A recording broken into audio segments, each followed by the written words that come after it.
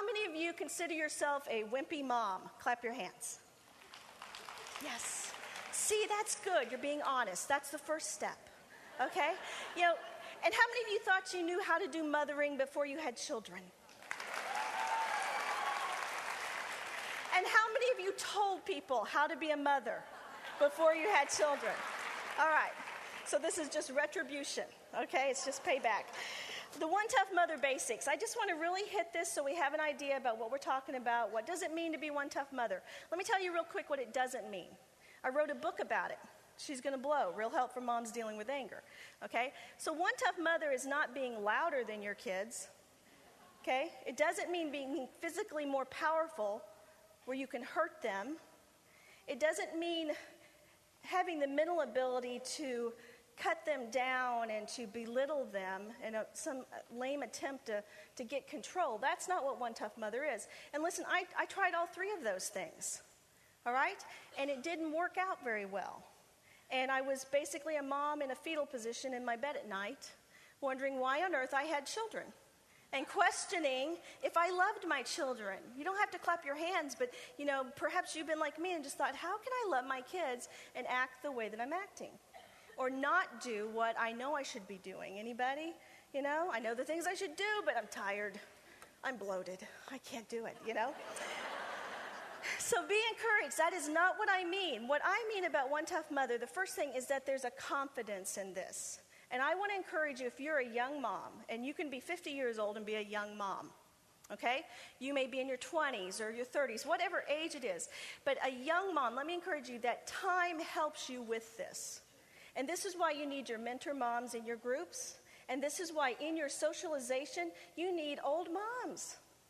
When I was young, when I was 24, I had an old friend named Becky, and she was 43. And I would call her Wise One. I would say, oh, Wise One. I was such a smart aleck. But I mean, she did. She seemed so old to me. And I would look at Becky, and she seemed to have it figured out. Well, I'm 43 years old now, all right? And maybe I can be a wise one to you and to encourage you that some of this stuff, it's just going to come with time, all right? You know how you say to your kids sometimes, oh, grow up, all right? And sometimes you realize you're asking things of them they can't do because they just can't do it. Well, that's where you are. There's some places that you just haven't reached that spot yet.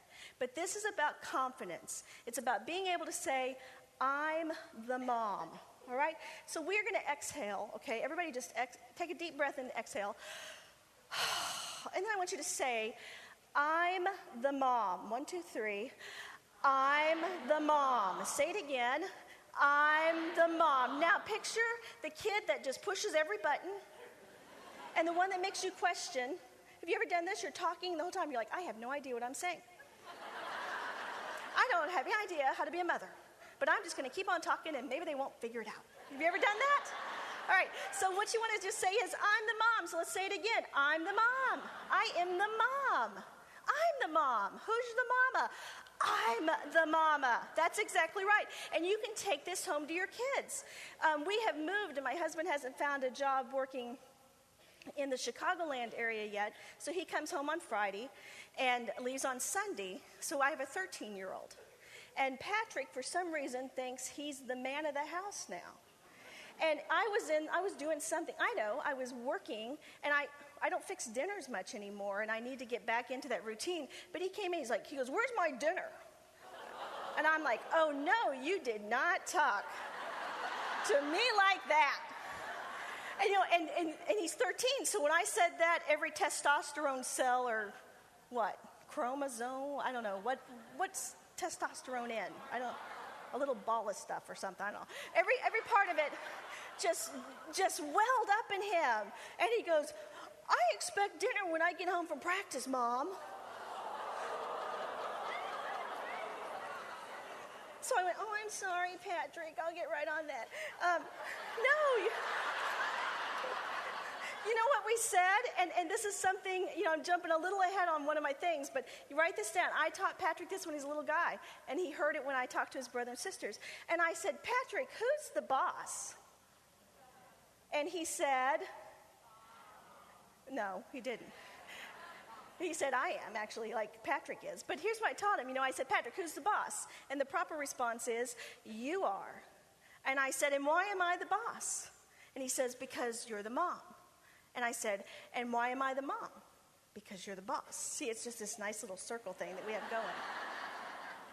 So it's about confidence. It's about staying, keeping up with your kids. It's about outthinking them and outmaneuvering them. It's about not letting them run all over you. Some of you have 2-year-olds and they're running all over you. And everybody sees it but you. And that's why nobody wants you to come to their house. And that 2-year-old will never say, you know what, I need to get my stuff together. I need to quit bonking people on the head with toys and biting people. Who does it? Who shapes a 2-year-old? The mom does. And a 13-year-old, a 15-year-old is never going to come up and say, you know what, I just don't think I have enough boundaries in my life. Would you please give me more boundaries so I can stay safe? They won't do it. Who should do it? Oh, okay, and I'm not even going to the male-female dad-mom construct, all right? What I'm talking about right now is just what we do as moms, all right, and taking hold of that. So one tough mother, the first thing about this is that you're confident. The other thing is that you know what's important. One tough mother knows what's important. Some of you are doing things that in the light of eternity don't matter.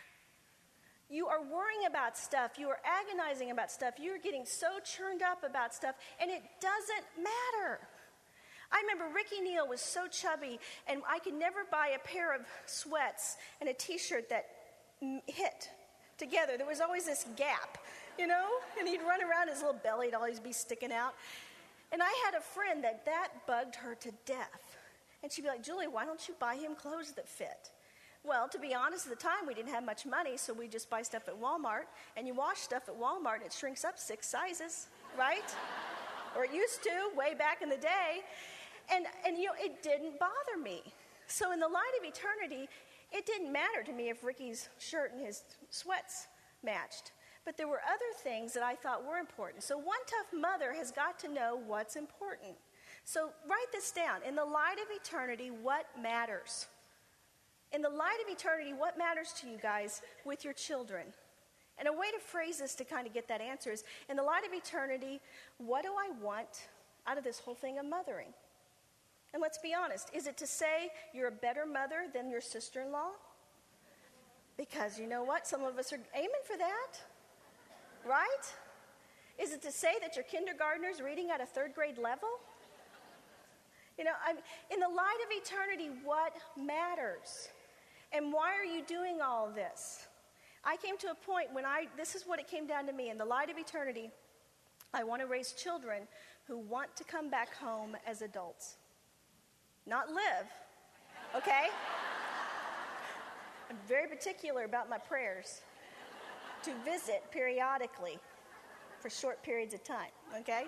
But I did. I wanted children who wanted to come back home. And why did they want to come back home? Because I had intentionally created a home that was filled with laughter more than screaming, and freedom more than this control freak thing that I'd get going as a mom. And then they would, rear back against that, and I would move forward and it was just pretty miserable at times. So in the light of eternity, what matters? And only you know that, and you don't have to apologize for what your eternity statement is. You don't have to give a disclaimer for it or explain it, particularly to your family. And I think when you know what's important, then you're able to identify what doesn't matter, and you're able to let that stuff go more and more.